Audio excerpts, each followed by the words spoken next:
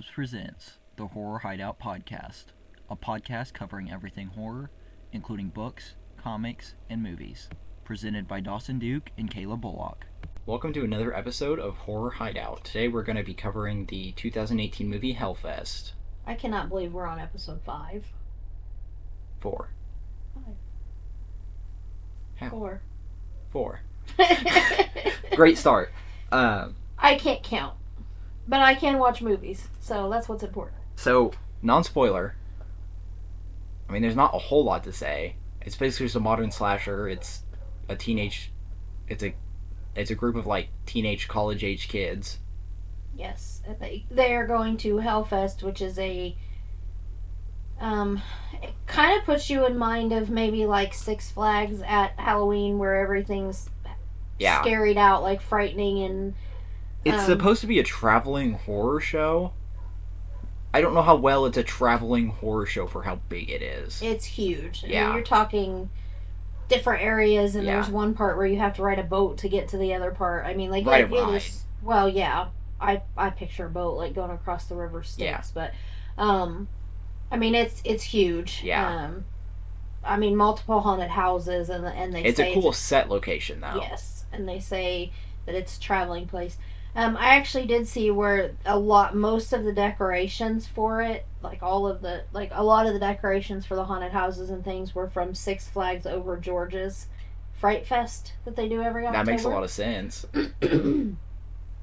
So it's a good slasher film. Dawson and I kind of talked about it. There's not a whole lot of depth to the movie. It's kind of watch it one and you're done. It's not, or put it on in the background. It's not one that takes a lot of... I mean, there's not a lot of in-depth analysis we can do or anything. Right. And it's one that... I mean, you put it on because you want a mindless slasher movie. I mean... And it's like a modern slasher, and there's no nudity in it or anything. No. There's sexual references in the way they talk, and it's... I mean, it's somewhat violent. Yeah.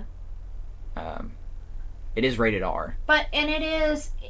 as far as, set design and I think the actors do a pretty good job. Yeah. It's not by any means what I would consider a B horror movie as far as the acting, because some of those you get into where you can tell the person's reading a script word for word. And the dialogue feels very real. As someone that is around that age that's gone to haunted house with their friends, it's very realistic in the way they talk and everything.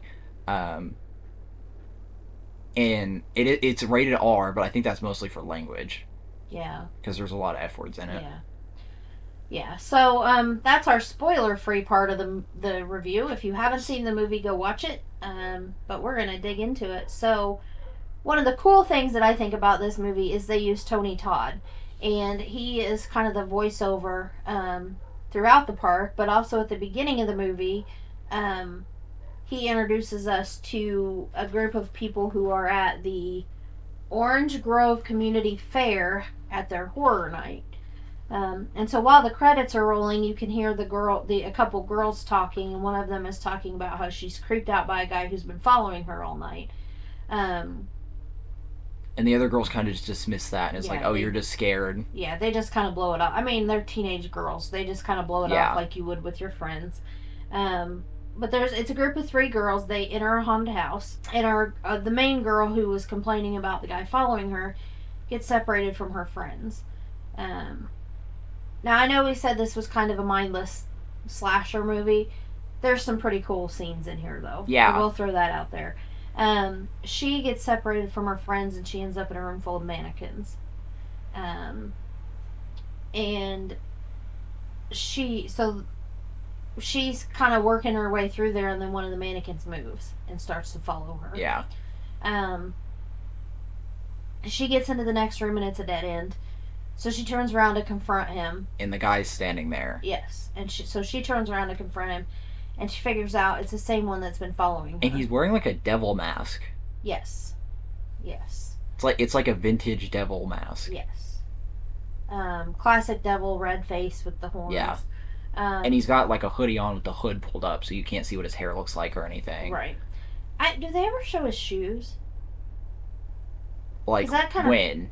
like in this opening I don't scene, think in the opening scene they do. because I know it If comes they into play later. if they do, it's not something I noticed. Okay. So he stabs her and hangs her up inside the haunted house as a prop, and it takes them 3 days to figure Yeah, out that because they she's just in there. assume it's a prop. Right. Which that makes me think, what did her friends think? I mean, they probably just thought she disappeared. I mean, I don't know though. I didn't really. I don't know. I kind of wondered the same thing. Like she just disappeared after. Yeah, and her talking friends about didn't some try to creepy find her. guy. I mean, I would think if somebody disappeared in a haunted house, they would have done a pretty thorough search. Yeah. But And well, you could argue that the killer probably killed the friends too, but if so, they didn't mention it because they just say a girl died later. right. So Right. And it, which we'll get into this more a little while later, but one thing I was reading was talking about how his victims always are very similar. Slim, taller girls with long brown hair. Kind of have the I don't want to be here at the scary place attitude. yeah, they're like reluctant to be there. They're being dragged there basically by their friends. Yeah. So then we cut to our main group of people, and Nat has arrived at Brooke's house. And we find out that Taylor is living with Brooke. And Nat and Brooke are best friends. Yes. And Nat left to go to college, and she's still in college. Yes. And she's returning here to visit home on a break, presumably. Yes. And she's going to be there, I think, just for a weekend, they say. I think Brooke just says the weekend. Be there very long. Yeah.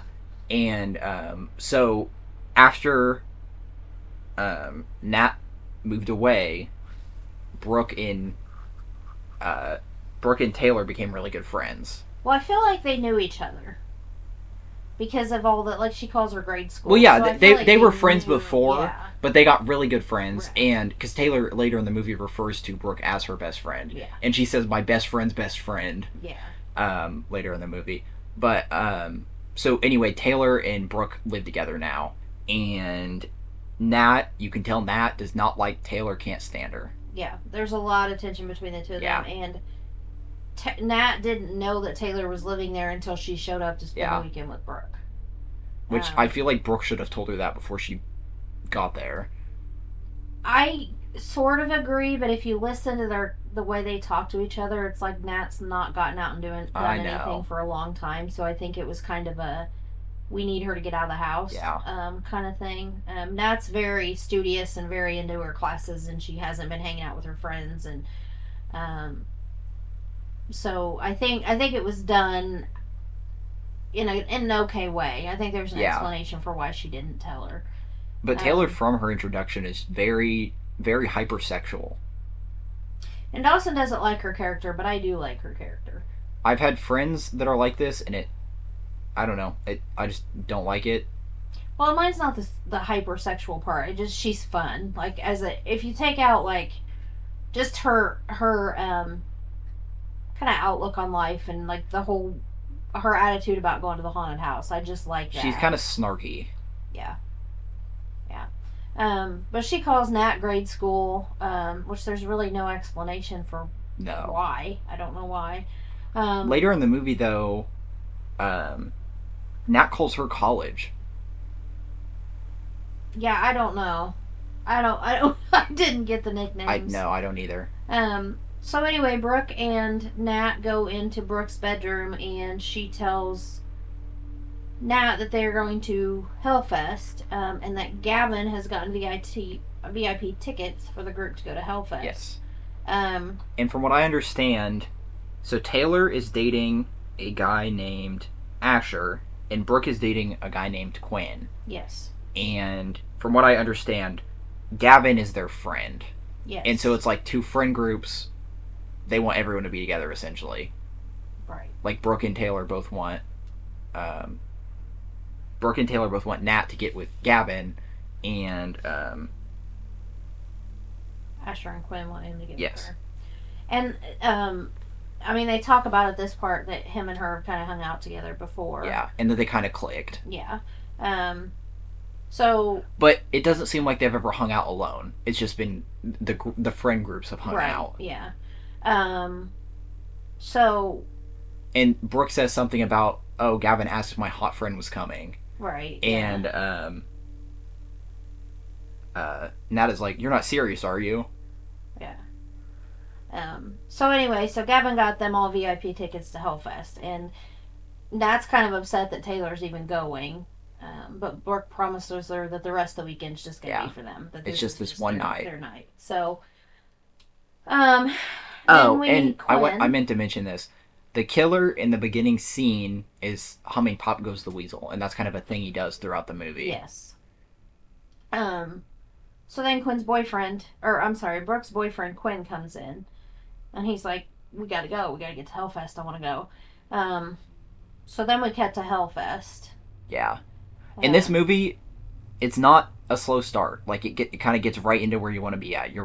They introduce the characters, and then you're at Hellfest. There's no waiting around or dilly-dallying. And we don't really know, I mean, other than knowing that Nat's in college, we don't really know a lot of their background. Yeah, or what the rest of them are doing in their lives at the moment. I think they may mention that Gavin's in college at one point or something. I don't know. But anyway, so we don't really get a lot of background just from what we see them at Hellfest and how they act. Yeah. We understand the dynamic, but we don't really understand who they are outside of their dynamic within the group, really. Right. Which is okay for this kind of a movie because it just keeps the story going. Yeah, and this is, like I said, it's a modern slasher film, so... So when they get to Hellfest, they meet up with Asher and Gavin. Yes.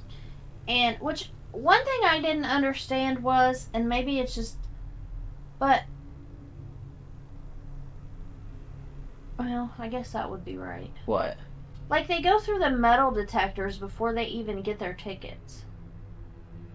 And I was thinking like that, because they go through the metal detectors, and then they walk all the way, like, into Hellfest before they meet up with Asher and Gavin. But Gavin had the tickets. Maybe she just said Gavin got the tickets. Maybe Brooke had. Oh, that makes it. That's yeah. True. So anyway, they do have metal detectors, which is another thing that goes back to it's a traveling horror show. And we actually see a sign that says no masks, no weapons. I don't remember what the third one was. And it also says 15 plus. Oh, I didn't catch that. So then we just have this scene where they're just all kind of having fun. There's DJs and there's dancing and there's costumes and they take shots out of syringes. That's what I was getting ready to say. Asher goes to the bar to get shots, and they're actual syringes full of whatever, which kind of comes into play later on. And we see a guy enter the park. Is that right here? Yes. We see a guy enter the park, and the metal detector goes off. Yes. And so the guy... not to interrupt, but we don't see... We see his back. We only see him from behind. Yes. And he doesn't have the hood up yet, so we see the back of his head, we see, like, the hair and everything. He goes to the metal detector, and it goes off, and the security guard brings out a wand, and he runs it over him, and it's... The only issue was he was wearing steel-toed boots. Right. And so this is a good way to draw attention for the viewer to his boots. And the thing about his boots were he had a rip in the front of one of his boots where you could see the metal coming through. Which they use that to... So we always know when it's him. Like, we know that that's our guy. Because the mask he uses is a mask that they use within the park. And we'll talk about that more later. Right. But he does not have the mask on right now. He enters the park no mask. And so we... our group is just kind of standing there talking, and they're talking about where they want to go. And this part to me is so cool because there's a zombie maze. There's a deformed... They call it the deformed school. Yeah. The Deadlands. And they... that is like, what are the Deadlands? And they say they can touch you and shit. The only issue I have with the scene, and maybe I just missed something, but they're discussing the Deadlands, and it makes me think, oh, they're going to go to the Deadlands first, and then they don't. Right. And I think they talk about that because, like, they go to the deformed school, and it's on the way to Deadlands. Okay. But then they talk about hell, and they say that in Deadlands they can touch you. Yes. And it's the only way to get to hell, which is the ride we mentioned earlier. No, hell is a maze. Right, but it's the only way to get to hell, right? Is through Deadlands. Yes. Yeah, sorry. And I thought you were saying the ride was hell. No, and hell is the scariest maze in the park. Yes. So, again, back on the traveling thing, like, you're talking acres and acres and acres. Yeah. It would take days and weeks Yeah. to set this. And all it's not up. like they're not on open ground. I'm pretty sure it's like paved. Yeah. Well, that's true too. I didn't think about that. Yeah. So then we cut back to our guy who came in his steel-toed boots. They Yes. actually call him the Other throughout the movie. Yes. Well, There's others too. well, we'll get to that, but he's called the Other. But he puts on his mask and he puts his hood up on his jacket. And the mask, I don't even really know how to describe it. It looks like a burn victim. Yes. Yes. But it's not like Freddy Krueger burn victim. Yeah. It's just kind of skin colored, but it's Yes. saggy, and the eyes are not right. They're not level with each other. Yeah. The nose is Lumpy. kind of off-centered. Yeah, it's creepy. It's Yeah. it's a pretty creepy mask. And one thing I did think was cool, the mask for this movie was designed by Tony Gardner, and he is the one that designed Ghostface for Scream, and he did Babyface for Happy Death Day. Ghostface for Scream? Mm-hmm. He designed that mask. How? That mask comes from a company, and they have the rights to that mask, and they're the only ones that can make that mask. What I looked up said he was the one that designed that mask. So maybe he sold them the design, but he designed the mask for Scream. Okay, I don't know. Well, unless IMDb's wrong. IMDb can be wrong. Anyone can edit I'm it. just saying, unless it's wrong. Yeah. From my source, it said that he made the Scream mask. He may have picked the mask, but I don't think he made it. Because from what I know about Scream, this is off topic. We're getting off topic here. But from what I know from Scream, there's a small company that makes those masks. So after a little bit more research, it says that Tony Garner did the Wailer, which is the Scream face, in white in spring of '91, and then it was copyrighted by Fun World Masks with the black background in December of '91. And the mask looks slightly different. Yes, but there was court cases of him saying that they stole his design, but the court cases were 20 years too late, so. Yeah. Back to the mask from this movie, though. It is very creepy. It's like I said, it's one that's really hard to describe. Like, Yeah. there's nothing even really to compare it to. Yeah. I mean, so anyway, so a girl, just a random girl in the place, actually runs into him. There's like, she gives is him there attitude. 2 girls or 3 I girls? think there's 3. Yeah. And so he bumps into one of them. Yes. And she gives him attitude, and Yeah. then, so he starts to follow her. I don't think we ever get her name, but she had on a No. black and white striped shirt. Okay. So stripy shirt girl. So then we go back to our group, and they are on their way to. Don't we see him take the knife here? He walks past the snow cone I think cart. so. Yeah. So he walks Yes. past. There's a guy that's using a knife at the snow cone cart to break up the snow cone so it's not as big as pieces, and he sets it down right as the other is walking by, and the other grabs the knife like pretty surreptitiously. Mm-hmm. And so so our group is making their way to the deformed school, and they're scary clowns, which everybody's scared of clowns. I mean, but these clowns are creepy. Yeah. I mean, they're scary, and they freak out. They throw Gavin. confetti on. They throw confetti on Nat and Brooke. Yeah. So then we're in the deformed school, and one thing that Gavin tells Nat really doesn't want to be there. I mean, she wants to be with Gavin, but as far as being at Hellfest, She's not like really a doesn't wanna horror. be She's there. not like a horror person. Taylor is like 100% a horror person. She's into it. She's into. Yeah. But And yeah. Brooke's having a good time too. Yeah. But, Taylor and Asher are the ones really into it. But Gavin tells her, he said, "Don't freak out. Look at their hands. That's how you can tell who's real." Yes. And after he tells her that, Did you say because they're going through a maze? no?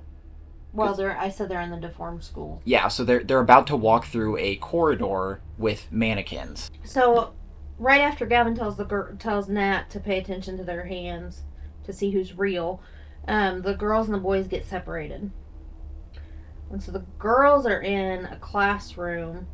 Well, one part I thought was funny was while they're still together, Brooke goes up on, it's like a church, and there's a nun. She kind of looks evil. Wait, the look at the hands to see which one's real. That's when they're about to walk through a thing that has mannequins, and so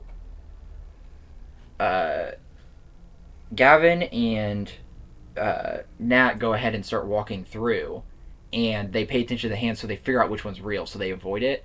And then Taylor and Asher start to come through, and Taylor's like, "Oh, this is such a snooze fest," and then gets scared by the girl that they found that was real. Right. Yeah.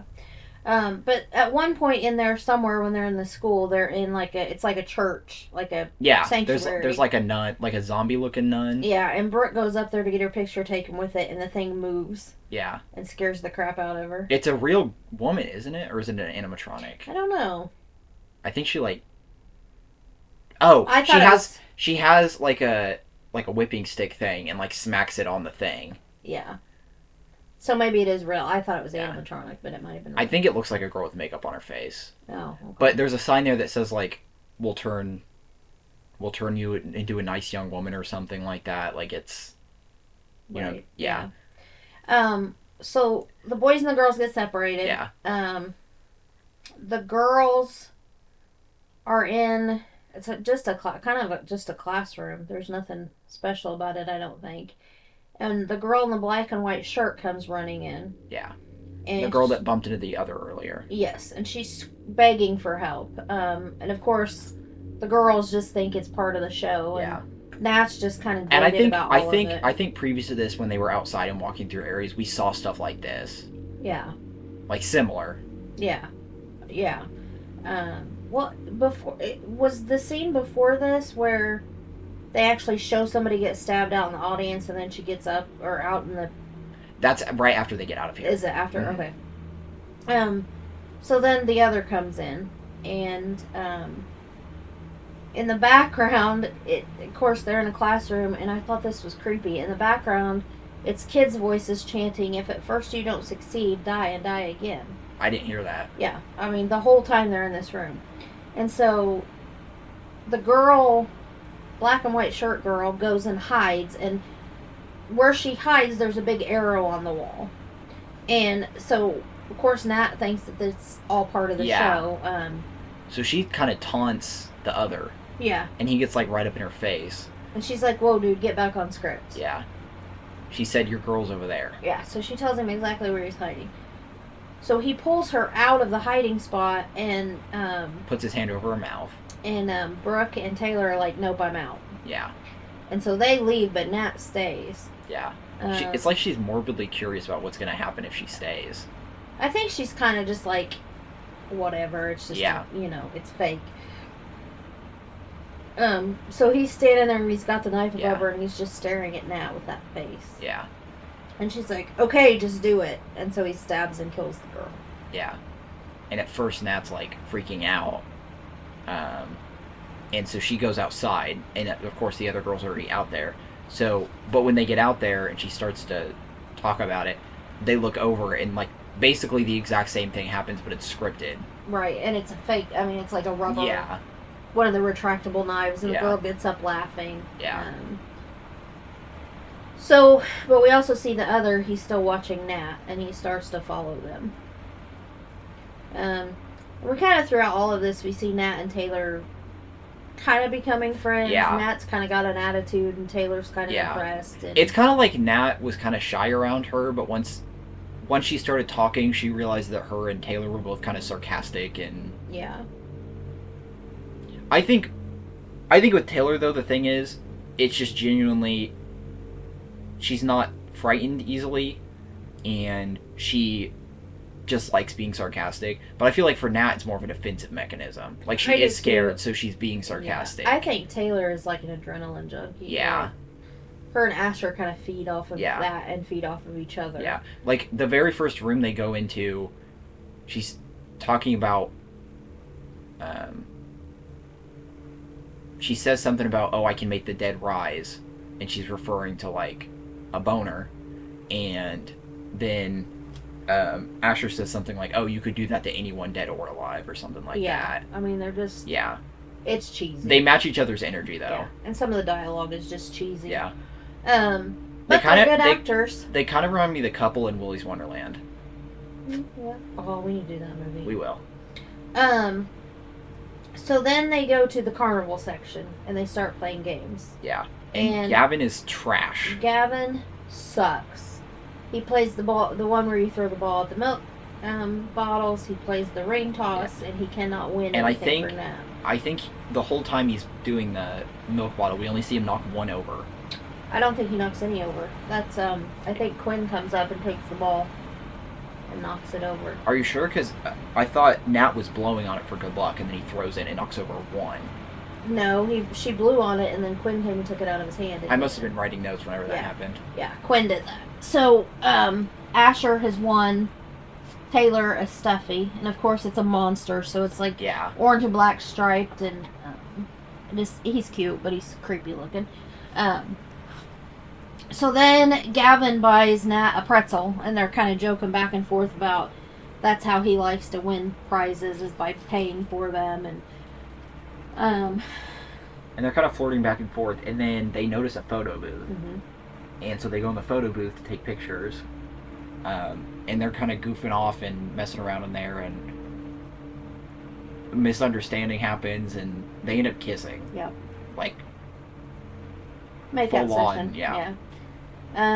And so while they're in the photo booth, of course it's got the curtain drawn. Yeah. We see the other, and he's going toward the photo booth. Yeah. Just walking like very slowly and deliberately towards it. Right. And he steals their photos that come out of the photo booth. And Brooke and the others have now caught up to Gavin and Nat at this point. Mm-hmm. And so Brooke sees him take the photos, and so she yells after him, and he runs off. So she follows him. Yeah. After Gavin and Nat come out of the photo booth and rejoin the group, and then Brooke runs after the guy that took the photos. And here is another part where he's humming "Pop Goes the Weasel." Yeah. So Brooke follows him, and they kind of go in an area that seems like it's kind of the backstage area for the place. Or like behind the bathrooms or something. Yeah, like somewhere you wouldn't normally go. Yeah. It's dark. There's nobody else back there. And he just kind of disappears. Yeah, you can hear him humming. Mm-hmm. But then he just kind of disappears. And he doesn't say a word in the entire movie. He just hums. He does not. So then Quinn comes and gets Brooke. And of course she goes back to the group, and she's trying to be all bad. And, yeah. Well, did you get our pictures back? She's like, I scared him off. Right. I mean, she did scare him off. Yeah. And I think they do mention that they talk to a security guard. Yeah, I think so. I don't think we see it, but I think they say they talk to a security guard. Too. Security guards are useless in this movie. Yeah. So then they decide it's finally time for us to go to the Deadlands. And so they get in line, and Gavin leaves to go stay in this part of the park. Right. And he doesn't reveal why. Well, he tells the guys. But we don't see it, do we? Yeah, he tells. I think we see him tell Asher. Maybe we do. Maybe I was writing notes. I don't think we do, though. Because he reveals it later. The boys reveal it later. Right, but I think that they knew what he was doing.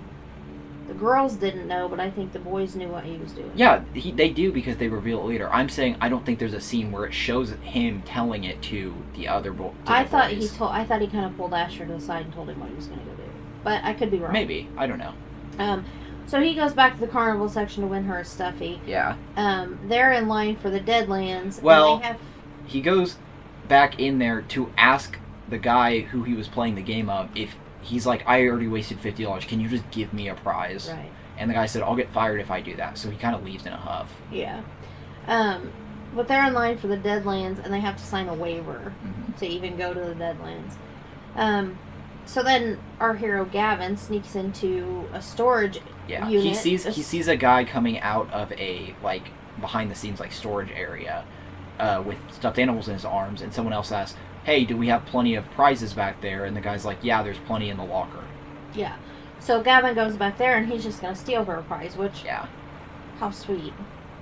I mean, she won't know. Right, but... So he's in the locker, and he's picking out the perfect scary monster for... Before he Nat. gets to the locker, he's walking through there, and there's one of those games, the test your strength games, and he picks up the mallet for a second, and you can tell he thinks it's like really heavy, and puts it back down. I must have been taking notes. This is why we do this together, because we miss stuff. It's just like a quick scene where he picks it up and he doesn't say anything, but I don't think he says anything, but you can tell he kind of thinks it's heavy and he just sets it back down. Yeah. Well, I missed that. So Gavin is standing at this locker. He's found where the stuffies are. He's trying to pick the perfect one. So we see the outsider come up, but he doesn't see it. The other. Did I say outsider? The other. The other come up. The outsider's a Stephen King book. And he won't let Gavin leave. And Gavin's like, basically, he's like, here, man, take it. You know, you can have the stuffy back, whatever. I don't think he says that. He doesn't say anything about the stuffed animal. He just says, you take your job seriously. Yeah. He said, you're off stage. Drop the act. Yeah. So yeah. You can tell I've got young niece and nephew, call them stuffies. But he won't let Gavin leave. And then, so we see him go pick up the hammer. Do we see him do it? Yes. Okay. Are you sure? Because I feel like... No, we don't... I'm sorry. He has the hammer. Yeah, because he trips him with it. From the game that Dawson was talking about, like yes. the test your strength bell ringing game. He trips Gavin with it, like just sticks it between his legs and trips him. And Gavin's like, dude, what are you doing? And so then he jabs him in the neck with the back end of it. Not the heavy mallet head, but the back end part. He jabs him in the neck. And the sounds he makes are so... Like, ugh. Like he's out of breath. And so he's just like... Yeah. For the entire rest of the scene. Yeah. And so Gavin's crawling, trying to get away from him, and he lays his head down on the bell ringer thing. The test your strength. Yeah, like the target part where you would hit it with the hammer. And that's exactly what happens. Yeah, he brings the hammer down on his head. Right. Is it just once, or does he do it more than once? I think it's just once. Yeah, because the bell dings. rings, and then it takes us back out of that scene. Yeah. So, I don't remember seeing a whole lot. I don't really think it's graphic. I think you see the hammer come down and maybe blood splatter, but then the bell rings and we're outside of the... Well, even later when you see his body, I don't think you see his head. I don't think so either. So... And that's kind of like... If you want me to be honest, this movie would be a PG-13 movie if it did not have the language and the suggestive stuff in it. Yeah. It's not very gory. Right. And sometimes that's okay. Yeah. We pretty much know that his head got smashed. Yeah. We don't need every movie to be a Saw. Right. So then we cut back to the group, and they are getting ready to board the ride to the Deadlands. And the other actually has Gavin's phone, and Nat has texted Gavin wanting to know where he's at. And the killer uses Gavin's fingerprint, his thumbprint, to unlock the phone. Yes. Which is something that I never thought about until this movie. And he texts Nat back. Yeah.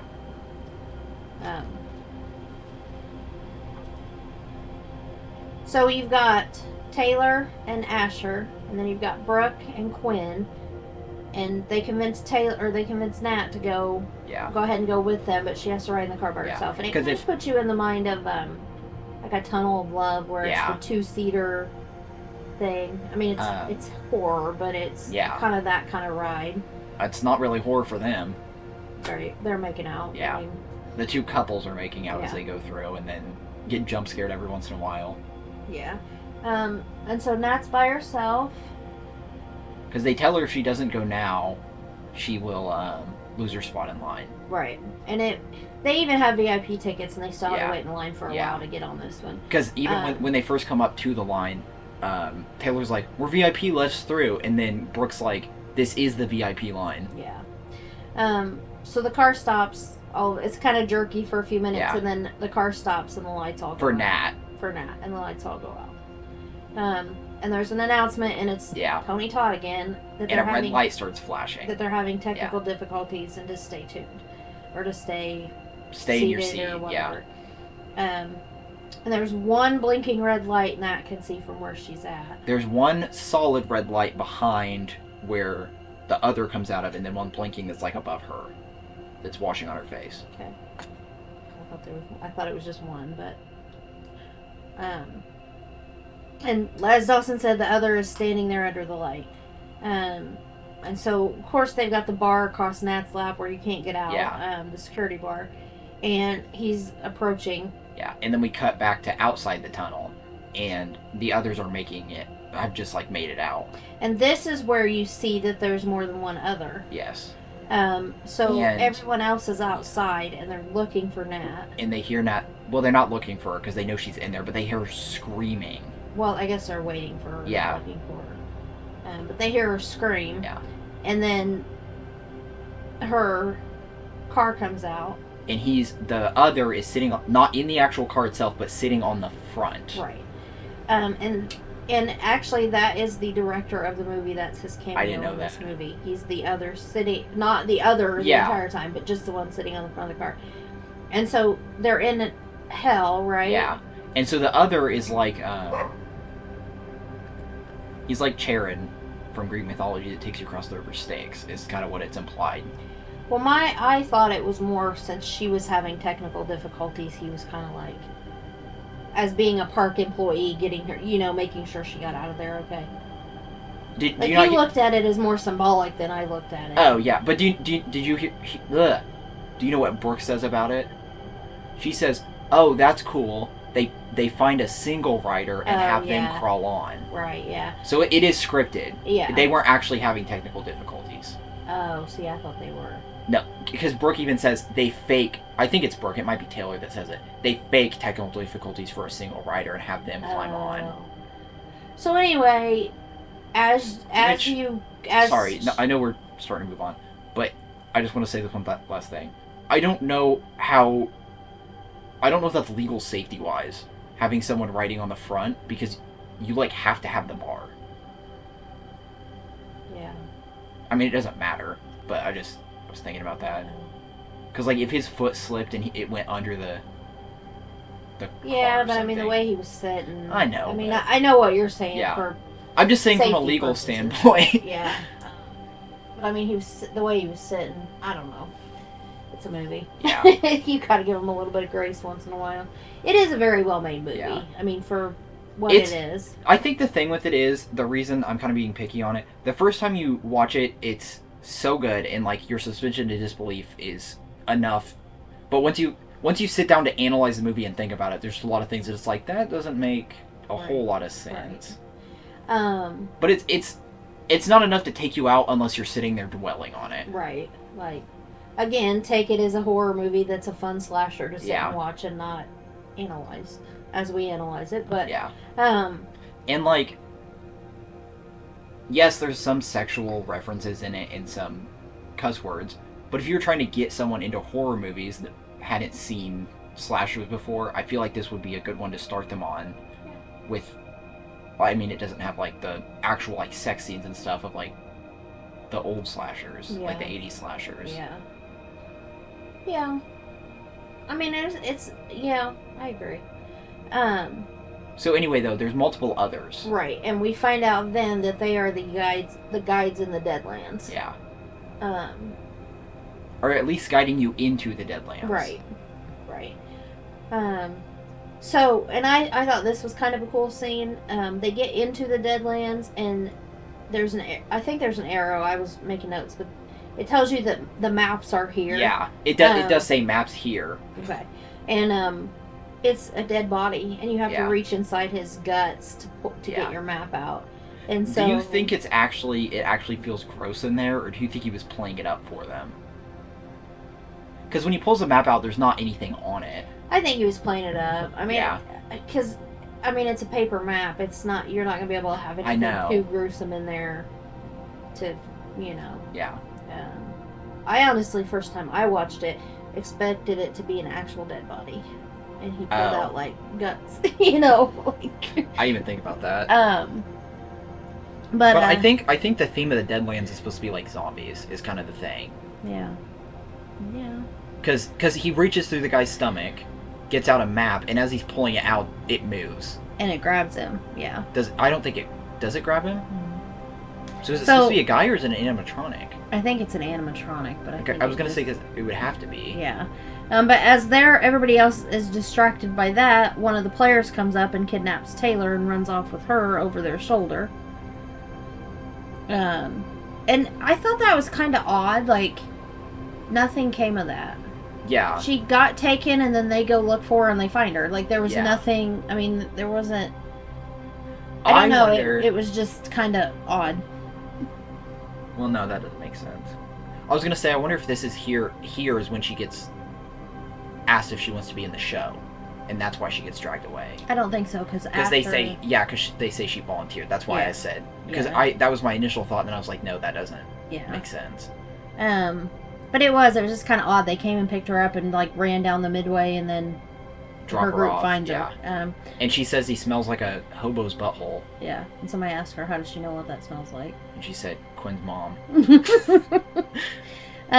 So then it's the dialogue is, it feels like a group of, like, young adults. Right, yeah.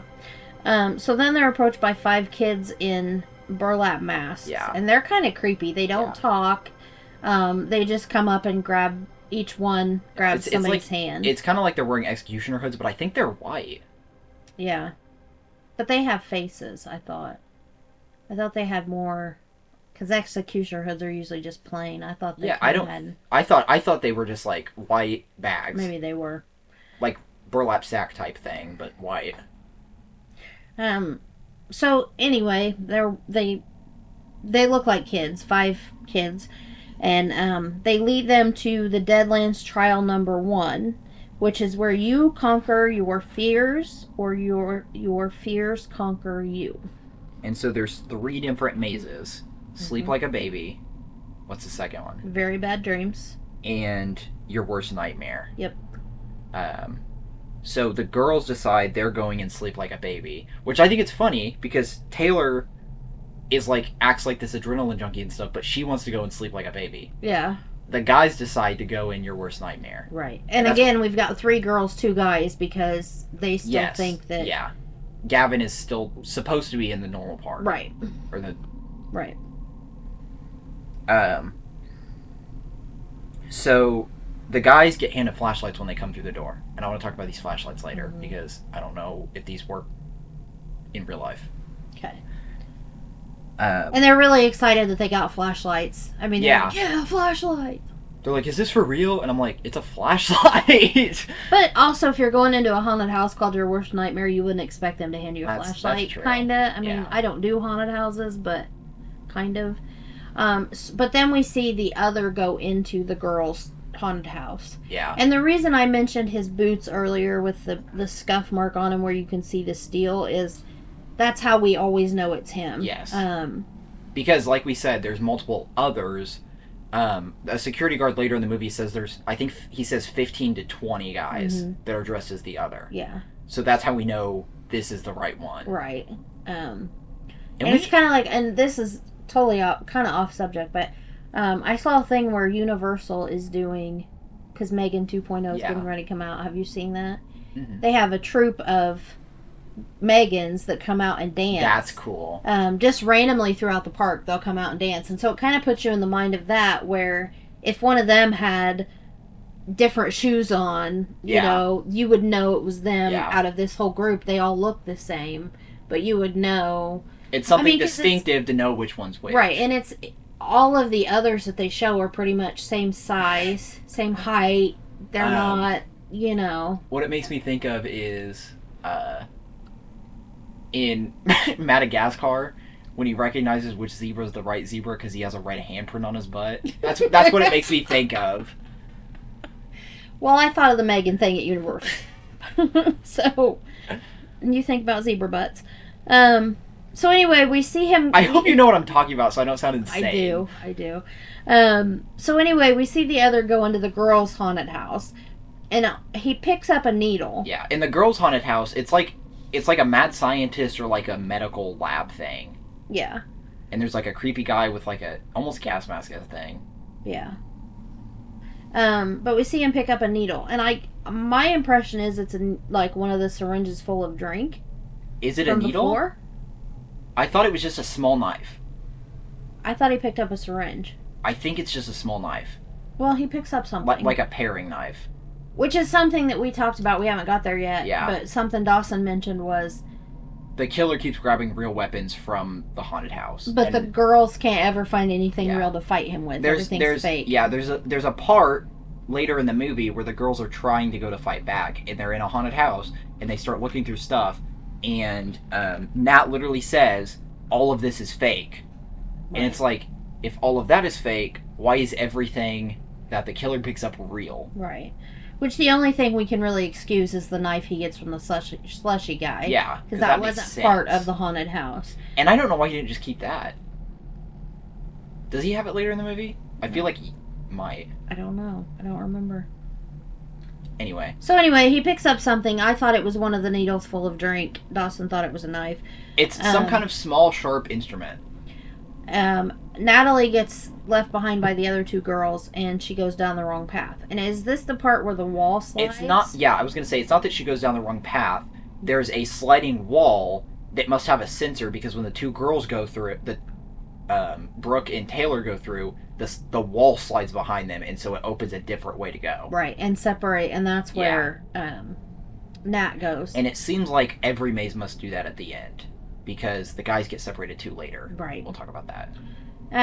So Nat, and I'm kind of confused by this part too, but Nat is in a room where she has to figure out how to get out. Yeah, it's supposed to be like an escape room. Right, and I understand that part.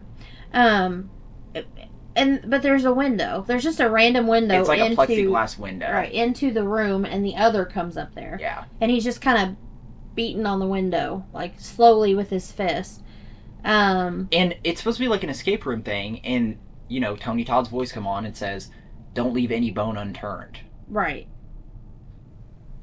But then she just gets out of the room. Yeah. She doesn't... I don't think she ever finds the key. My thought with this was, maybe because there's no other exit in the room, there's no emergency exit, if you just push on that door, it will open. Oh. But it's...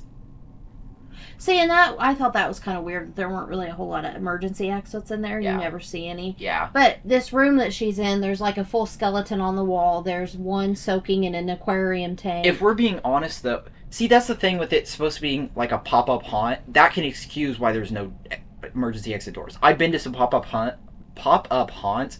I don't think I've ever seen any that has an emergency exit. See, they should have... I thought legally they would have to. Here we go, coming out of the movie world, but...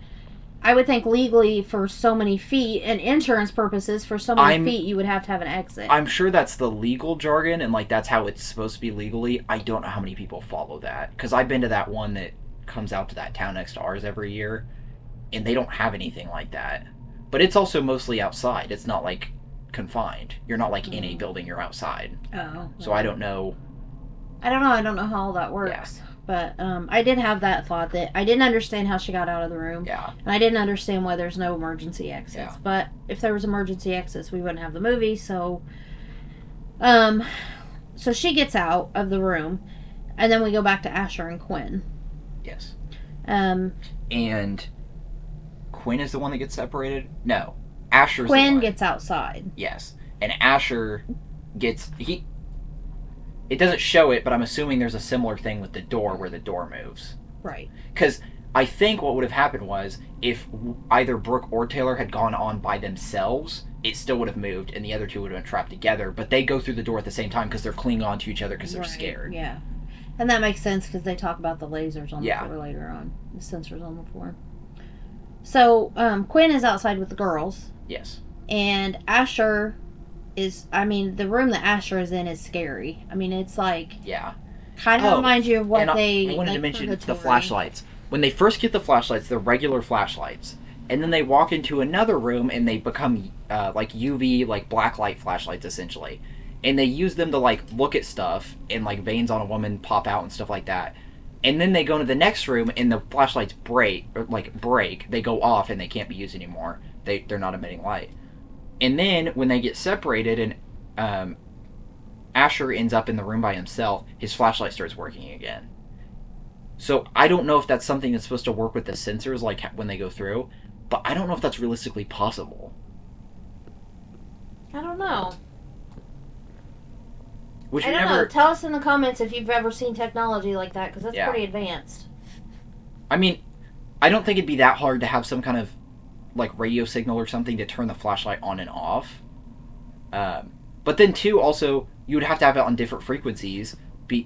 Well, I guess they made them wait to go through the maze, so maybe they only have one group at a time. And then that would... Because that way, radio waves wouldn't interfere with if there were multiple sets of flashlights in there, is what I was going to say. But I could understand turning off and on. I don't know the realisticness of it switching between a regular flashlight and a black light.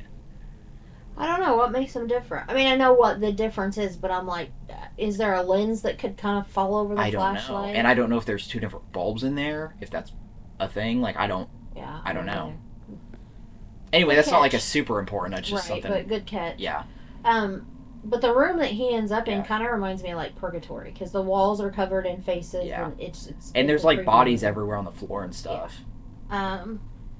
And so the other actually comes after him, and this is where I think it shows it's the syringe, because it's going to his eye. Yeah, I know. He puts it in it. That's why I know it's something small, because he puts it through his eye, but then he slams down and it goes all the way in. I think it's a syringe, because you see the end of the needle, like coming out. Like, you guys can see what I'm doing, but coming at his eye. And then once he gets it in his eye, he pushes it down. But I don't think the syringes that they were drinking out of actually had needles. Well, that's true. But they were kind of in a medical place. That's true. The setup. Yeah. But I still don't think they have real needles in there. Well, again, all of his weapons were real and everything else was fake. And I don't think I would gripe about the real stuff if it was not such a massive pop-up haunt, because if it was just like if it was just a pop-up haunt, I would be like, okay, that makes sense, because it's probably just cheaper. I can't remember what movie it is, but there was some movie that they had to use guns in, and they just bought real guns because it was cheaper to buy the real guns than buy replicas. And so I could understand if they were using real stuff. It's still a safety hazard, but you can get away with more if it's a pop-up haunt. But this thing is paved, and it's got a ride in the middle of it. Like, I feel like it's a little bit of a stretch. Well, she even points it out. Like, the actress even points it out that everything in here is fake. I know. And if that line was not in there, I would give the movie a lot more slack. Right. So, the room that he's in, that Asher's in, there's a pile of dead bodies. Yeah. And the other kills him on top of the dead bodies and leaves him. Pretty cool kill, though. Yes. We'll give him that. That may be kill of the week. I think that's the coolest kill in this movie. I think it may be. If this was Dead Meat, we would give that one the golden...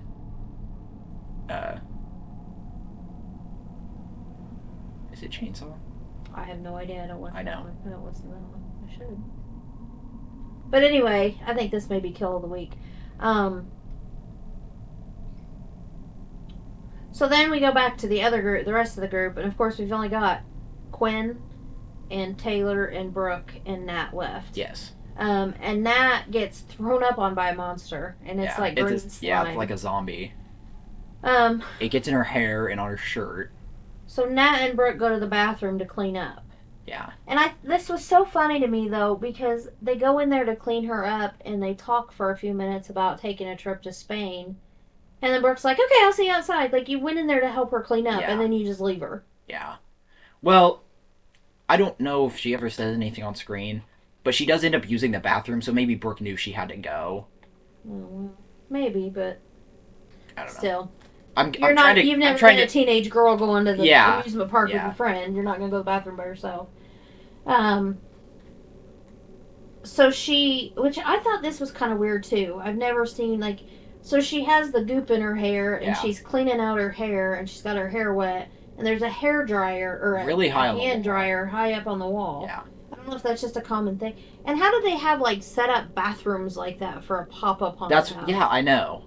But anyway, so she's drying her hair, and of course those dryers are loud. Yeah. And the other comes in, and he almost touches her. Yeah, he's standing next to her. And, okay, I understand that Brooke left the bathroom, but why would she have not waited outside? Yeah. Because then she would have seen him going in. Right. And I don't understand the hair dryer on the ceiling, or close to the ceiling. I feel like I've seen those before, but I don't know what they would be for. I don't know if somewhere like an amusement park would have them, if Yeah. you get off of the ride where you get really wet, maybe. I don't think I've ever seen them, but maybe it's a thing. Well, and maybe that's why the haunt is so established. Maybe it's a water park that's closed for the winter, for like the fall. Maybe. I don't know. I think we're digging too deep into Yeah, why it's yeah. the way it is. But so anyway, he's in the bathroom with her. She doesn't notice that he's there. Yeah. Which I don't know if you've ever been somewhere and if there's a noise, like... It's an empty bathroom. You know how echoey bathrooms are? And he's in steel toe boots. Yeah. They're not light shoes. Yeah. But she doesn't... And even, like, if you were standing there and I went up and was standing behind you, you would know there was somebody standing behind you. I feel like even you hear his breathing, though. Yeah, I mean... And feel... I mean, we've all felt like somebody standing over our shoulder. Even and he puts his hand real close to her hair. I don't know how she wouldn't feel that. So anyway, she doesn't see him. Given she is using a hairdryer that's very loud and there's air being blown on her, so I guess... Maybe, but I don't know. But he moves so silently and he's wearing steel-toed boots. Yeah. And he's not a small guy. I mean, he's not heavy, but he's not... I mean, he's pretty tall and... I mean, he's a guy. He's not going to move like a... whatever, but... So then Nat goes to the toilet and she texts Gavin, and Gavin's phone dings inside the bathroom that she's in. But she kind of looks a little weirded out by it, but I don't think she really thinks anything of it because she probably just assumes it's a coincidence. Yeah. But then when she texts Gavin again, it goes off again. And this time, and she's done using the bathroom, she's flushed the toilet paper, and she's still sitting on the toilet. Well, she's kind of confused by Gavin's phone. Is that why she waits? Yeah. So she, anyways... I think she's kind of looking at her phone. She's not really sure what to say. Maybe she's standing there. Yeah. So she's standing there, and then she texts him again, and it goes off again, this time right in front of the stall. Yeah.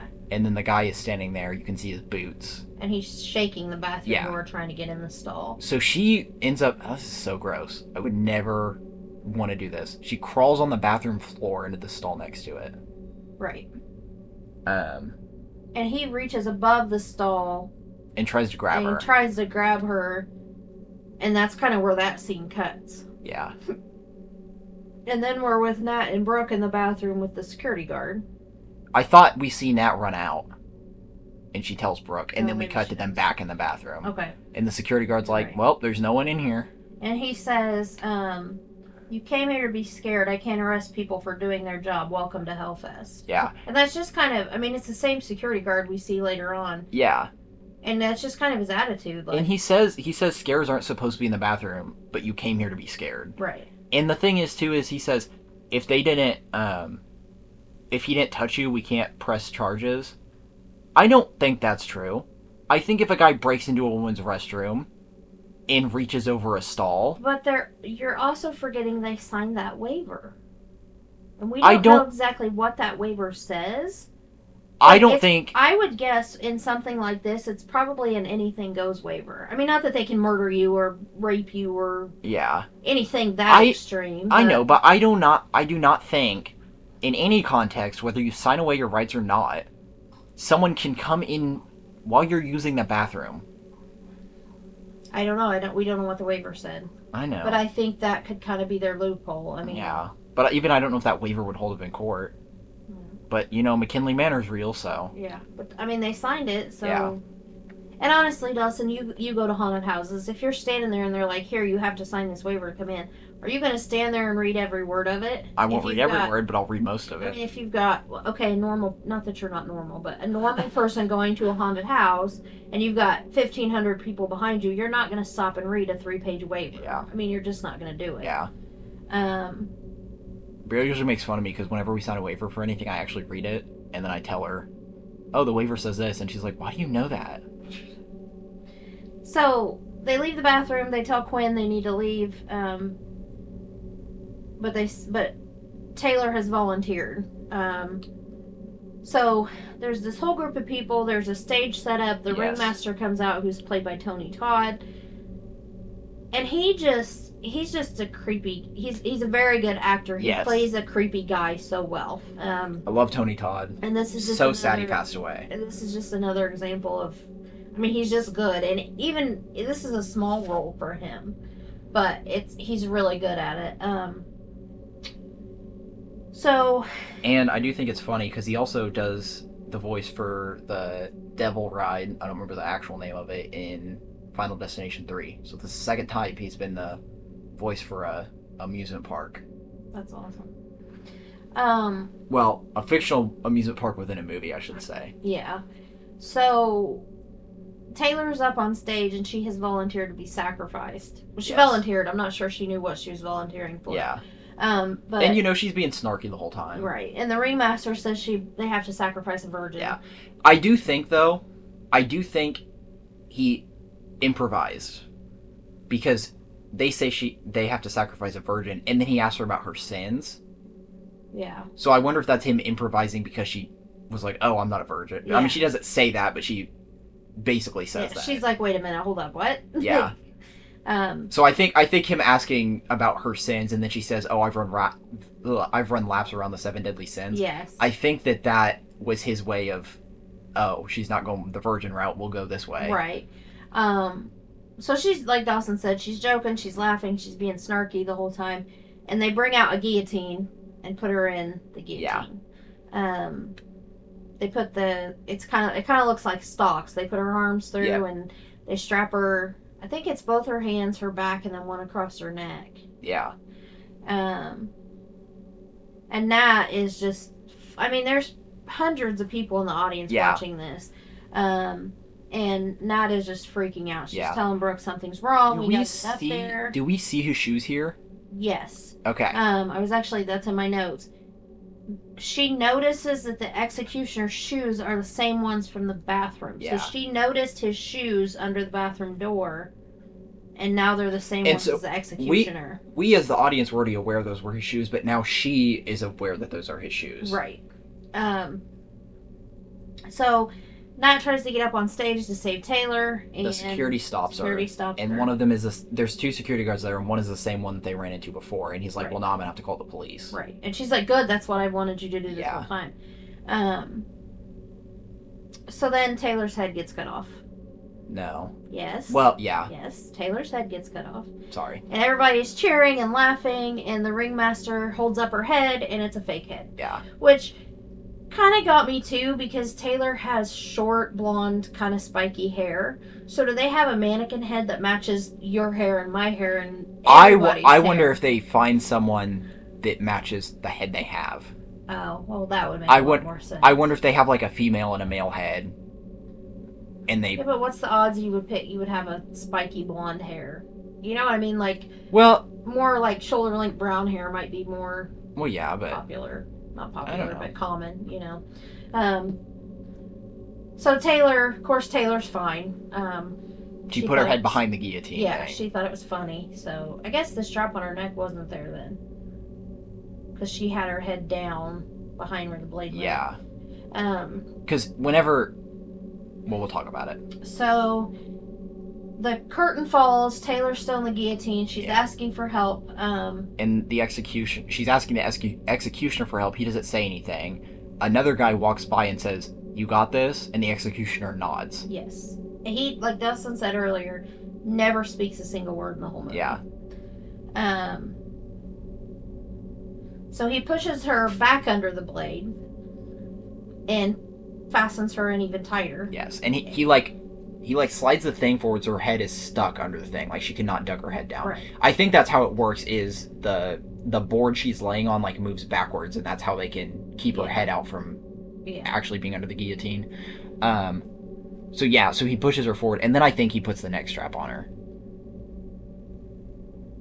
Yes. And at this point, he takes off the executioner's hood, and it's the other. Yeah. We find out that it's he is wearing the other hood, the other mask, and still has his hood up underneath the executioner's hood. Right. Which I think is kind of funny. So he takes off the hood, it's the other, he sets off the blade on the guillotine, and it barely cuts her. Yeah. So then we see her struggling. It hits her necklace, right? I think it just hits the back of her neck. I wanted to talk about this. How much do you know about railroad guillotines? Not a whole lot. They were not sharpened very often, so whenever they did executions with them, they would often have to do it like 5 to 12 times to actually take their head off, because they were so dull. Because they would make them new, and then they would use them, and then after that they'd be dull, so then they would have to do it more than once. So I think that's pretty realistic for a guillotine, except for I don't know why they have a real guillotine. If it's for a show, it could be foam. Well, again, it's a tool that he's using, so it has to be real. Yeah. um, That's his secret superpower. right. So he adjusts her on the board, and he does it again. He goes over. There's like a. It's like an old fashioned one with the wooden knobs and the rope, and he's messing with it, trying to figure out why it didn't work. And in the meantime, she gets away. Yeah. So she takes off, but he stabs her in front of a group of people. Yeah, he follows her, stabs her in front of a group of people. At first, they start cheering because they think it's a show. Because she runs out and she's like, he's following me, he's going to get me. And everyone starts cheering because they think it's one of those. Which is kind of the same thing Black and White Shirt Girl was saying to them in the house earlier. Mm-hmm. So she gets stabbed, and then Quinn runs over and is like, hey, what are you doing? And then he gets stabbed, and people start screaming because they realize it's real. Right, and they all take off running different directions. So then the security guard that was threatening to call the police realizes it's going on. Right. Like, it's actually real. And so he takes off after the other takes off after Brooke and Nat. And again, this is where the shoes come into play, because the security guards tackle one of the others. They're like, we've got him. He's wearing, like, red sports shoes. Yeah, like red tennis shoes. Yeah. High-top tennis shoes. So then we see the other coming after the girls with a knife. And the announcement, Tony Todd over the announcements is like, find the nearest exit, get out. They find what they think is an exit and run through it, and it's actually the entrance to the maze hell. Which I do not know how they mistook that for an exit. There's a sign that says, welcome to hell. There's no sign that says exit. I understand. They're panicking. Give them the benefit of the doubt. See, I didn't take it as they thought it was an exit. I thought they were looking for somewhere to hide. Brooke says, I think this is an exit. Oh, wow. Kayla must have been taking notes. So they end up in the hell maze, and of course the other follows them in. And here again comes back to the whole weapon thing. He finds an axe in there that is the only real thing. Yeah, it's like real weapon in the whole thing. It's like a fire axe that's stuck in the torso of like a mannequin. Yes, but it's like the only real weapon in the whole haunted house. Which reminded me of Age of Dinosaurs, which is a movie we'll talk about eventually. Oh, that's a fun one. So the other gets inside of there, and he shuts the door and breaks off the lock with the axe so nobody can get out the front door or get in the front door. If you guys have seen Human Centipede, in that movie, the window gets broken at one point and then it gets replaced, but the people that are part of the Human Centipede doesn't know it's replaced. So there's a part in that movie, sorry, spoilers, where they're trying to get to it and they get there and it's shut. This is like that. Because later on they try to get back through it. Right. That's what it reminded me of. And so Nat actually figures out, I mean, you're in a haunted house, so you go in different rooms. And Nat is the final girl, and she's such a smart character. Like, she's like a Terrifier final girl. You know what I'm talking about? Mm-hmm. Yeah. But so, in these haunted houses, every room you go into is you go into the different rooms that sets things off, like the animatronics off. Yeah. The smoke machines off, the fog machines off. So she figures out there's green lasers, triggers. I don't know if you would actually see those. I mean, that's what they use for, like, garage doors and stuff to keep them from opening on someone. I don't know if you actually would see them. Yeah. I don't know. But that's what she sees. Yeah. And she tells Brooke, she says, stop stepping over those, because he's going to know where you're at in the haunted house if you're setting those off all the time. So she also sees a closet. Mm-hmm. So they hide in the closet, and the killer keeps going. Which is kind of random. There's a closet in a pop-up haunted house. Yeah. And that's the thing too. It's not like these are like, okay, if you've seen the movie Haunt, I love that movie. I'm sure we'll talk about it someday. But if you look whenever they're going through the haunted house, walls are made out of like pallets and stuff and like tarp over pallets. Yeah. This movie, it's like, oh, this is a pop-up haunted house. This is an actual concrete building that has been here for centuries. Or, I don't know. We're at Six Flags. Yeah. But So the girls hide in this closet and they're both looking at their phones and they have no reception. The first time in the whole movie they've not had reception. Because they've been texting each other. Well, they were texting... Doesn't she try to call 911 in the bathroom earlier and it doesn't go through? Oh, maybe she does. When he's... Yep. Whenever he is banging on the stall door, she calls 911 and it doesn't go through. I wanted to talk about that because... Correct me if I'm wrong. I'm pretty sure you can call 911 from anywhere. I don't know. I thought you could too. I thought... Because what it does is, we have carriers. If you call 911, it will pick up any carrier tower in the area. That's what I always thought too, but I don't know. I mean, you're talking about a steel building that maybe the construction is causing them not to be able to have service. Yeah. So I don't know if that would... I don't know. No. I understand if she didn't have service I know, but in that bathroom. Right. But, no, this is the other thing I wanted to point out. How does she not have service if she's texting Gavin? Right. Exactly. Yeah. That doesn't make sense. Yeah, no. Anyway. So anyway, the other goes by the closet door that they're hiding in. Of course, he hasn't figured out the lasers on the floor. So he's continuing through the haunted house. Right. So they sneak out and go back the way they came, and this is when they find out that the door... So this is what I was saying about the human centipede. So Natalie says we'll have to go through the whole way. Let's find all the weapons. And this is where she says all the weapons in here are fake. And Brooke keeps panicking, like she's on the verge of having a breakdown. And every single time, Nat manages to calm her down and say, we just got to get through this. Right. So they end up finding... I wrote down a fake bone, but I think later on I figured out it was like a fake arm. Like a fake body part. I think it's a bone. It looks like a bone. Well, when she shatters it over him later, I think it was more of like an arm. Huh. I thought it was just a bone for a long time, but I think it was. And then Brooke has some kind of wooden club or something. It's a torch. It's an unlit torch. Right, there you go. But That's what it was. It must be made of real wood, which that I understand. I could understand having that in a haunted house. It's more likely to be foam, but I could understand having a real wooden torch in there. Especially, I don't remember where she picks it up from, but if it was like in a wall sconce or something, yeah, that makes sense. Anyway, that's probably the most realistic thing I think they found in there. Yeah. And then she, like Mom just said, she has like the arm. I really thought it was a bone for a long time, but then when she breaks it later on, you see fingers, so I think it was like a fake arm. So maybe it's like bone on top and then the bottom is like a hand. Maybe, I don't know. It's weird. Because it looks like a bone at the top. Yeah. I thought the same thing, but when she breaks it, it looks different. So maybe that's a blooper. I don't know.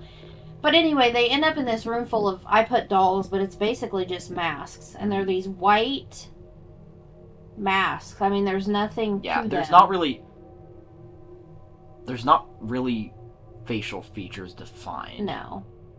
And the whole room is black. Yeah. Like, everything is black. Like, the mouthpiece is just, like, flat, and it kind of looks like you have something over your mouth. Right.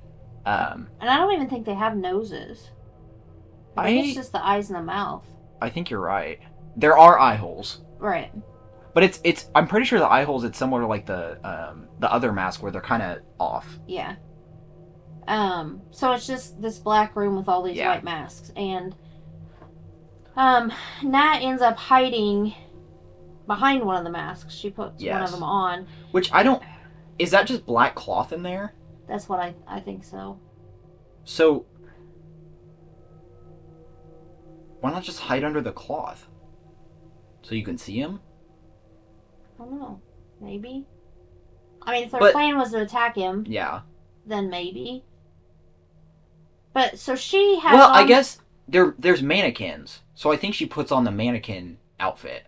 Yeah, she does, because she has, like, a robe on. Oh, yeah, that's right. But, because he smashes one of the mannequins. Yeah, so, but she's got on the mask, and then Brooke is just hiding in the background behind her. Yeah, I thought that was weird. I thought they would both take masks. I think that was because Brooke was, like you said, she was so upset. Yeah. I don't think she would have been quiet. I don't think she would have held still long enough. So I really think having her hide was probably a good idea. The reason they hide here is because they think it's a dead end. Yes. But when the killer comes through, he walks to the back and opens a door, and then Tony Todd's voice comes on and it's like, you found the secret entrance to hell. Yeah. Or secret exit or something. Or the secret path. So he opens the door so he can use the light to try to find the girls back in this other room. And it's like a red light. Like, it's not white light. It's not anything bright. So Nat attacks him with the fake body part, and it breaks over his back. He looks around at all the mannequins and then swings his axe into one of the mannequins, and it's the wrong one. It's the one across from where Nat is at. So then Nat, to make it tense, like you think he's going to get the girls. But then she attacks him with this fake body part, and this is where it breaks over his back, and I think it was an arm because of the way. But it's kind of weird because it's got, it looks like foam, but then there's wood in the middle of it. So I'm not sure how they made this fake arm, but anyway.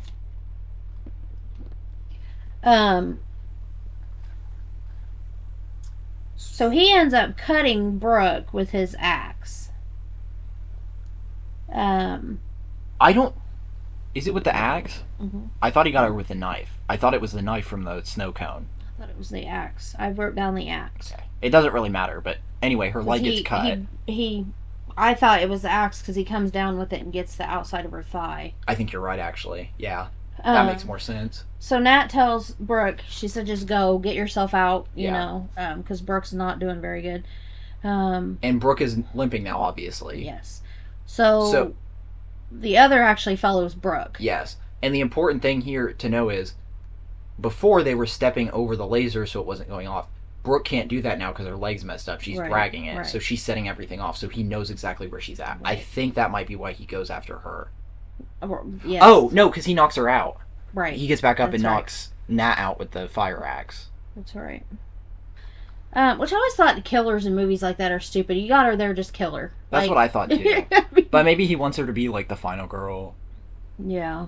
I mean, she was kind of his target from the beginning. Yeah. Everybody else just kind of got in the way. Yeah. So, but anyway, he goes after Brooke, and so Natalie wakes up and goes to help her. You look like you were going to say something. Yeah, I was just going to say, it would make more sense for him to kill her there, though, because then he could go after Brooke, because her leg is messed up. She's not going to go very fast. Yeah. So the other is after Brooke with an axe. Yes. And there's like a pathway where it splits. So Brooke goes one way, and then the other follows her, and then Nat goes the other way. Mm-hmm. And it's like the other panel slides up, right? And she comes out. Yeah, the other ends up cutting through a wall to get to Brooke. He cuts through one of the walls. And then there's a part where there's like a door that swings open and there's supposed to be like a jump scare, and Nat comes out. And do you think, I don't know, that almost feels planned. The way that Brooke is begging for her life almost feels planned. I know she was panicking before, but do you think they caught up with each other and planned that somehow? No. It feels planned. I think Nat is that smart, but I don't think Brooke is that smart. I think the reason I asked that, and nothing against the actress that played Brooke, in that scene, it feels like Brooke is acting more than she is actually begging him to kill her. Because she's like, get it over with. And it to me, it felt more like she was acting than actually being scared. But that might just be... Yeah. And one thing we didn't mention back before, which comes into play, is that Natalie takes his knife. He drops his knife. Yes. And she takes his knife. Yes. But back on that, I don't know. I don't know when they would have had time to kind of get together. Yeah. Brooke is begging for her life on the ground. And he still has the axe, so he's coming for her. Right. Panel opens in the wall. Nat comes out. Stabs him with his own knife. Yes. And then, of course, how conveniently the police show up. This is when the police show up. Well, they're heading towards the back door. They get to the exit door, and the police barge in. Right. I mean, that's perfect timing. The police show up when everything's over. And they help the girls. They get the girls. They get Brooke to an ambulance. They get the girls out of the house. Do you think that the reason that... do you think that part of the reason Nat was so calm was she was in shock? Because I'm pretty sure, if I'm remembering correctly, when people go into shock sometimes, they'll, like, be calm. Even though... I think it was survival mode kicking in. I don't know about... Like adrenaline? Yeah, like I think it was just... I mean, I think if you're in a situation like that, you're going to be focused on how do I get out? She's my only friend left. Yeah. How do I save her? I was just asking because at the end they like put the blankets on him and stuff, Yeah. and that's usually things you do for people that are in shock. Yeah. Yeah, she might have been. Sorry, I get way too deep into stuff. No, that's why we're doing this. And I might be remembering how shock works wrong too. No, I think you're right. You're probably right, but I think she's a strong female lead, and I think she. Well, and I wasn't saying anything against her. I just didn't. No, know. I know, but I just think that if they didn't have the blankets at the end, I wouldn't have asked. That just makes me think that maybe. Well, anytime something tragic happens, you're cold, Dawson. You gotta have a blanket. I don't know. That's just a common thing in movies. When something tragic happens, we're gonna put a blanket on you. Well, it's a thing that they do for people in shock, and I think they do it as a preventative measure, even if you don't seem like you're in shock, because I think you can go into shock afterwards. Yeah. So. But the police end up going back into the house to find the other, and he's gone. Yeah, and all this, there's a blood stain, and I initially I was like, well, that's stupid of him because they're going to catch him anyway because they're just going to track his blood. And then I thought about the fact that they're in the middle of a haunted house. Right. They're not going to know. Right. Are they going to test all the blood, or are they going to test all the fake blood? Right, that's a good point. I never thought about that. So then we fade to black, and as it fades to black, we hear Nat tell Brooke, don't worry, they're going to find him. Yeah. And so then we cut to a van driving through a residential neighborhood, and there's a news report on the radio about the killings at the at Hellfest. They've been connected to the Orange County murder, right? That they talked about at the beginning, right? Which I think they said was 3 years earlier. I don't know if they say an exact date. They probably do. I think when Quinn is telling the story, he says a few years ago. A few years. Yeah. Okay. I don't know. They might say it. No, I think they just say the Orange County killing. Okay. But they might say the year here, but Quinn just says a few years ago because I wrote it down. Okay. So the van pulls into a driveway. The driver gets out, goes in the house, and we see the other.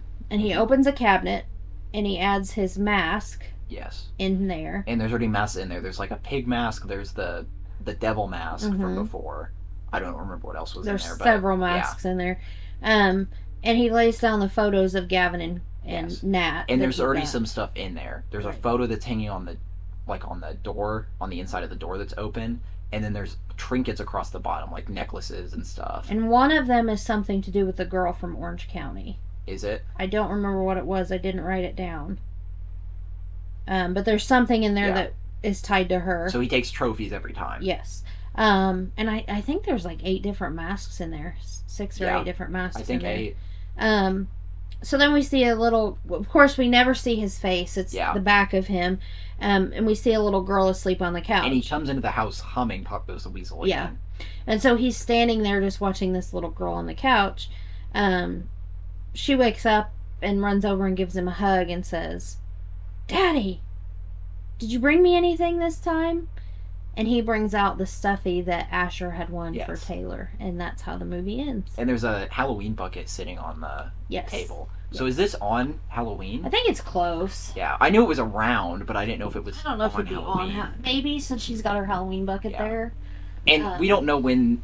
I mean, presumably he's coming home right after he did the killing, but we don't know how far he lives. He could be driving, because the first killing was in Orange County, and they never said where Orange County is. Right. So maybe he drives cross country. Right, following the haunts. Yeah.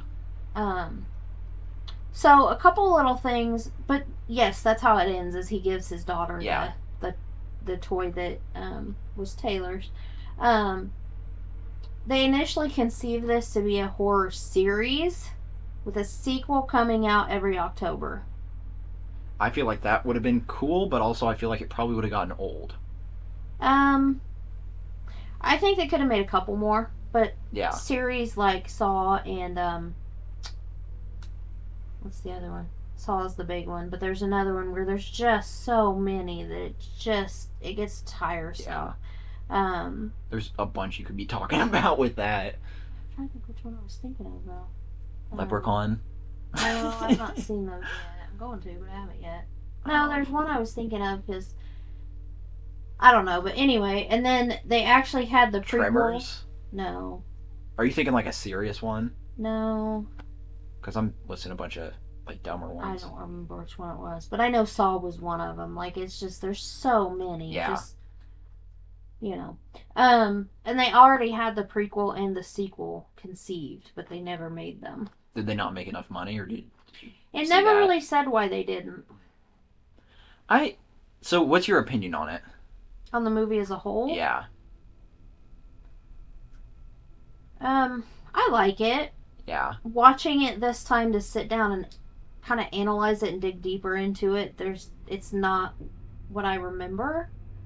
I mean, it's a good. I like it. I mean, it I like feels the movie. slower the second time you watch it. Yeah, and like we said, it's just a good kind of mindless slasher movie that you don't really have to think too much about. If I'm gonna be honest, I like the movie. I'm glad I watched it once. I don't think I'll ever watch it again.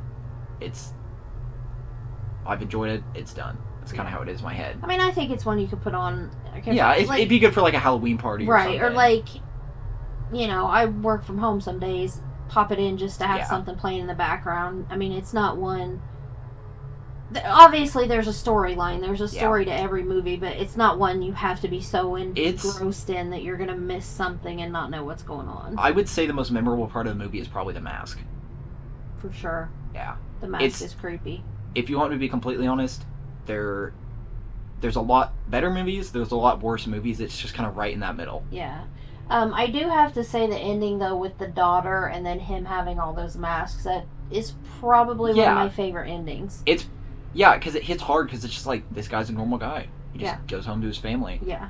And then to know that they were talking about doing, like you said, I think it might get old, but like doing a yearly one. Like, tell me the story of the pig mask. Tell me the story. We know the devil mask, because that was how the movie opened, but tell us some of those backstories of some of the other ones. Does he ever get caught? I mean, and who is he? You never find out who this guy is. He's just a random, normal family guy. I mean...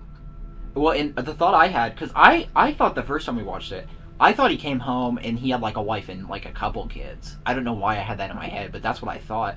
But he just comes home and has the daughter. That makes me wonder if his wife left him, if he killed his wife, if she's still around. Yeah, but we also don't see anybody at home with the little girl, and she's too little to be home by herself. I know, but... So maybe mom was asleep upstairs. Maybe dad killed mom before I said the mom could still be around. Yeah, like I don't know. Maybe, we don't get that far into it. But I just wonder how that family dynamic works out. Yeah. And it's pretty late when they go to the park. It's like night. So he might have left while she was asleep and been back. That's true. And it doesn't matter. It's nothing we'll ever know, which is something that I think it's fun to think about. But yeah, I think the kill with what's his name? Gavin is my favorite kill in the movie. Yeah. I don't know. The first kill of one of the main characters. Yeah, but I think it's my favorite. Yeah, I know, but I'm saying it's like the first. It hits so hard because it's like kind of the turning point. Yeah. Because even though we see the one girl die, we didn't really have a connection to her. This is when we see an established character die. I will say that Quinn's death Asher's death made me kind of squeamish with the eyeball thing. Yeah. I don't do well with eyes. Well, and you know what it reminded me of? Have you seen Truth or Dare? Mm-hmm. Spoilers for Truth or Dare. There's a scene in that where they have to slit their eye. That's what it made me think of. Ugh. Although I think the scene in Truth or Dare gets me more, even though it doesn't really show it. Yeah. But it gets me more. I don't know why. I don't know if it's a build up to suspension or what, but it just gets me more. Yeah. Maybe because he's doing it to himself. Like it's... I don't know. Anyway, that's a completely unrelated movie. Yeah, that's just what it made me think just of. that eyeball thing. I don't know. And I think the worst part is it just goes in a little bit and you just see some blood trickle out and then he slams on the back and it goes in. Yeah. Yeah. So, I don't know. I mean, I know you don't rate movies. I'd probably say maybe 2.5, 3 out of 5. I mean, somewhere in there. Kind of just middle of the road. Not the worst. I mean, definitely by far not the worst movie we've ever watched together. I don't even remember what the name of the worst movie that one movie we watched was. It was horrible. I'm still glad we supported a local filmmaker. That's true. And we will never call out anything that we say is horrible. That doesn't mean if we watch like a AAA movie, like a big studio movie, if we watch like a big studio movie that sucks, I'll say that, but I'm not gonna pick on a Right. like a local. And we are very director. much into, supporting not necessarily filmmakers, because I don't know how to go about supporting them quite so much, but I'm very big into supporting indie authors, and if we can support you, we will. But give us something good to support. Yeah. But anyway, it's kind of middle of the road. I do want to do at some point. There's another one called Bloodfest. It has some bigger name actors in it, so I'm hoping it's better. Yeah. This Hellfest is not bad. It's just kind of forgettable, really. Yeah. I mean, it would be a good starter horror movie for 15, 16-year-old maybe, other than the language. Yeah. There's better starter movies, though. Yeah. I'd say it's one of the better modern slashers I've seen. But there aren't a whole lot of modern slashers, really. Yeah. I mean, other than all the remakes and stuff, But, did you see Clown in the Cornfield? I have not. You want to talk about a good modern slasher? Well, we're kind of getting off topic here. Well, I don't care. I'm just throwing a plug out there. It's based off of a book by Adam Cesar, and it is fantastic, and y'all need to watch it. It's great. If you like slashers, watch Clown in the Cornfield. And I think that's about it for the day. That is. And next week we will be doing Hatred of Mondays. Our first book. Yep. By And Brian Keith McDonald. So pick up a copy. yes, buy a copy or I will hunt you down.